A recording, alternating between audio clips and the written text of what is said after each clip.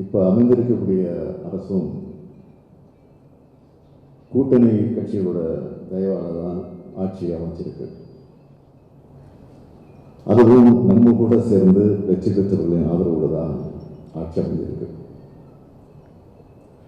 நமக்கு பெரும்பான்மை கிடைக்கவே தவிர கணிசமான எண்ணிக்கையில் வாக்குகள் கிடைச்சிருக்கு.